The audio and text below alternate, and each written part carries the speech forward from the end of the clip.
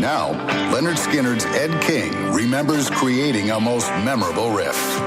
We were practicing. It was the first day that with me on guitar, and we were kind of really hyped up for it. You know, what's this band going to sound like with 3 guitar players anyway? And so Gary was sitting there with his guitar, and he was playing a riff like this. I remember it was like.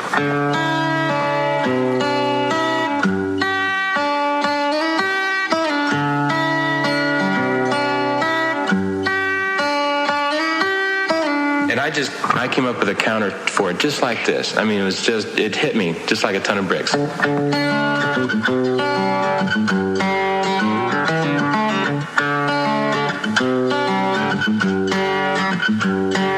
the song was together in, 30 minutes. The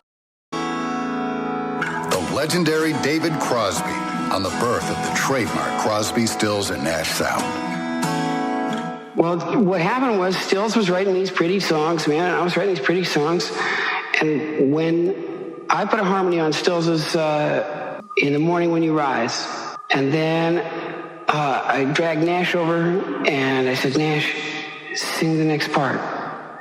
And he sang the next part, and we all 3 looked at each other and said, drool, slobber, you know. I mean, it was the prettiest thing we'd ever heard, you know. It was the nicest sounding... It was the nicest thing we'd ever heard. We loved it beyond any kind of control, you know. It was like we wanted to do that and only that forevermore, all the time. Skip eating, breathing, sleeping, anything else. We wanted to do that.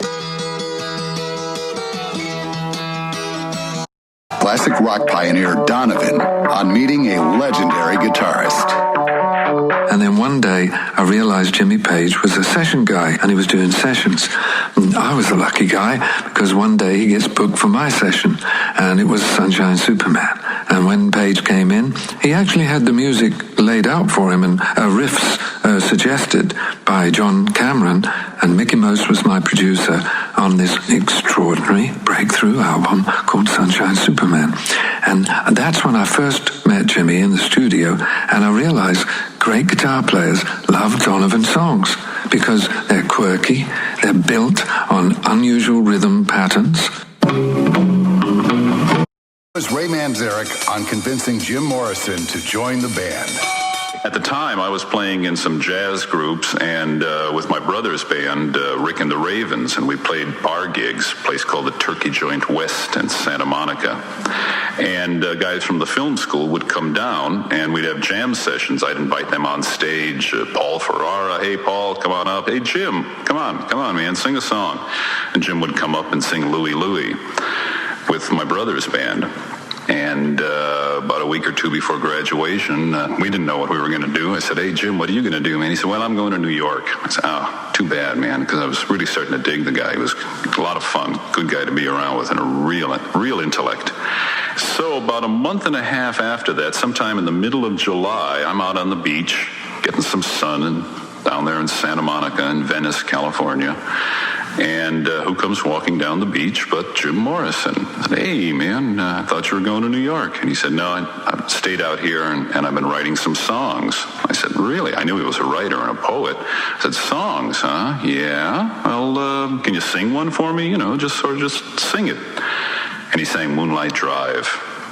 And boy, when I heard those lyrics, man, let's swim to the moon, let's climb through the tide, penetrate the evening that the city sleeps to hide.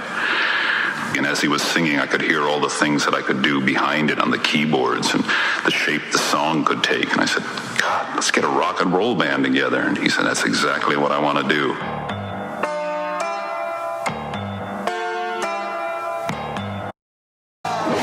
The E Street Band's big man, Clarence Clemens.